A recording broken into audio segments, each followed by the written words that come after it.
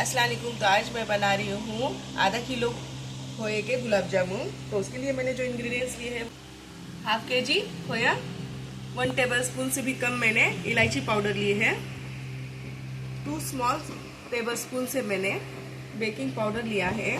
Binding के लिए जितना मैदा हम यूज़ करेंगे, ये तो मैंने 250 ग्राम लिया है, लेकिन बाइंडिंग में जितना यूज़ होगा हम उसका इस्तेमाल उस तरीके से करेंगे। 125 ग्राम मैंने पनीर लिया है। तो चलिए शुरू करते हैं। इस तरीके स्मैश करके लेना है। अब इसको मिला लेंगे। जो हमारी हाथ की हथेली है ना, हम उसी से ही इसे ऐसे मस लेंगे। देखिए इस तरीके से। इसके अंदर जो दाने रह गए हैं, जो ग्रेन्स दिख रहे हैं ना आपको, ये पूरे सॉफ्ट होने तक हमें इसे अच्छे से मल के लेना है। हाथ की हथेली से ही हम इसे मस लेंगे, ना कि हम फिंगर का इस्तेमाल कर रहे हैं। आप देख रहे हो कि इसके पूरे ग्रेन्स निकल के ये जो हम डो बना रहे हैं ये सॉफ्ट होते जा रहा है। ये जितना अच्छे से सॉफ्ट होगा हमारे गुलाब जामुन उतने अच्छे बनेंगे। बस हमें इसे मलने की जो प्रोसेस है इसे अच्छे से करके लेना है, एक भी कहीं दाना नहीं रह जाए, इस तरीके से हमें इसे मल के लेना है। अब हम इसके ऊपर डालेंगे बेकिंग पाउडर। बेकिंग पाउडर डालने के बाद में फिर से हम इसे मल के लेंगे। इसी तरीके से इसी प्रोसेस को हमें कम से कम 8 से 10 बार फॉलो करना है। जितना आप मलोगे उतने आपके गुलाब जामुन सॉफ्ट बनेंगे, ना ही कहीं से क्रैक होंगे और ना ही कहीं से फटेंगे, और चाशनी भी अच्छे से ऑब्जर्व करेंगे। अब हमने इसके अंदर डाल दी है हरी इलायची पाउडर। अब इसे भी हम अच्छे से मलने में ले लेते हैं।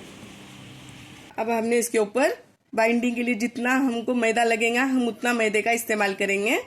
हम धीमे धीमे से मैदा डालते हुए इसे गूंद के लेते हैं।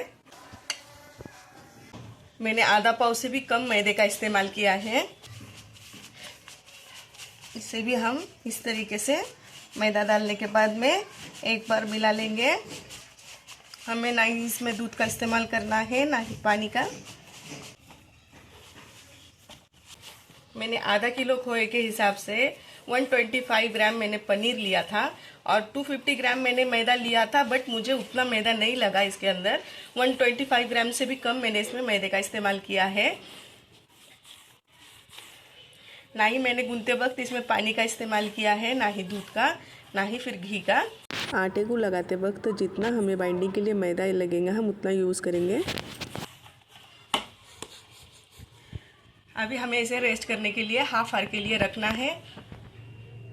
हाफ आवर होने के बाद में फिर से मैं आपको बता देती हूँ। आधा घंटा रेस्ट हो चुका है हमारे आटे का। अब ये बनने के लिए रेडी हो चुका है। तो गर्म करने के लिए रख दिया है। आप अगर प्योर घी में भी तलना चाहते हो तो भी आप उसको तल सकते हो। मैंने ऑयल का इस्तेमाल किया है।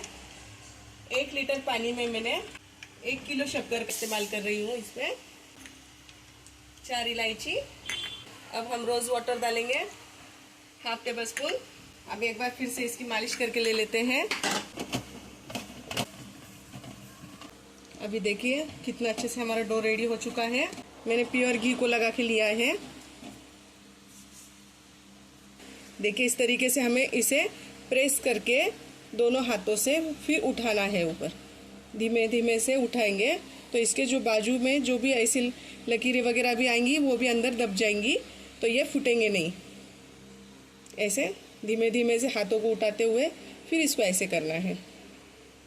देखिए गोल शेप आ गया। इस तरीके से ही हम बाकी के भी सब गोलियां बना के ले लेंगे इसके। देखिए चाशनी में भी अच्छे से उबाल आ रहा है। शक्कर जब तक मेल्ट भी हो जाएंगी तब तक हमारे यहाँ पे ये छोटी छोटी गोलियां हम बना के ले लेंगे। अभी ऑयल को भी गर्म करने के लिए रख दिए हैं।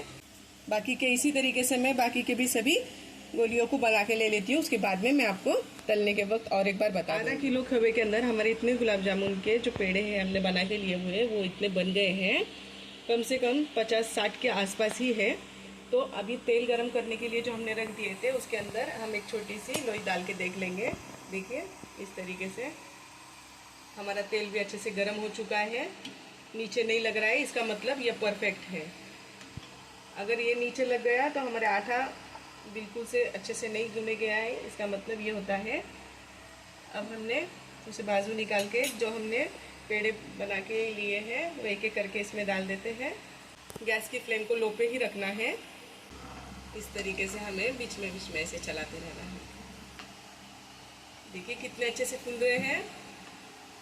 देखिए इसे बस कंटिन्यूसली आपको इसी तरीके से चम्मच चलाते रहना है, ना ही नीचे लगेगा ना ही ऊपर हमें चम्मच, बिल्कुल इसके आसपास से ही हमें चम्मच को धीमे धीमे हाथों से ऐसे चलाते रहना है। तो ये टर्न होते रहेंगे और अच्छे से गोल्डन ब्राउन हो जाएंगे। एक तरफ चाशनी भी हो रही है और गरम गरम चाशनी में ही हमें इसे डालना है, या इसे निकालेंगे और बिल्कुल उसी में तुरंत डाल देंगे तो ये इसमें जो शक्कर का पाक है वो अच्छे से ऑब्जर्व हो जाएगा। ये हमारे गुलाब जामुन हो चुके हैं। अब इसे गरम गरम हम इसमें डाल देते हैं और चाशनी जिसमें हमने रख दिए थे, एक उबाल आने के बाद हमने इसे बंद कर दिया है। इसी तरीके अब इस तरीके से मैंने पूरे गुलाब जामुन इसमें डाल के डिप होने के लिए सिरप में रख दिए हैं। अभी कम से कम 2 से 3 घंटा हमें इसे रखना है, उसके बाद में मैं आपको इसे सर्व करके बता दूंगी। मैंने 4 हार के लिए इसे रख दिया था। देखिए कितने अच्छे ये फूले फूले बने हैं। अब हम इसे सर्विंग प्लेट में निकाल के आपको सर्व करके दिखा देते हैं। ये बन गए हमारे गुलाब जामुन, बिल्कुल हलवाई स्टाइल बने हैं। आप भी ज़रूर बना के देखिए और कमेंट में ज़रूर बताना बनाने के बाद में आपके गुलाब जामुन कैसे बने। इसके लिए लाइक, शेयर, कमेंट और सब्सक्राइब ज़रूर कीजिए। मेरे चैनल पर नए हो तो बेल आइकन को प्रेस करना ना भूलें, जिससे कि मेरे आने वाली वीडियो की नोटिफिकेशन आपको मिलती रहे। Thanks for watching Kausar kitchen.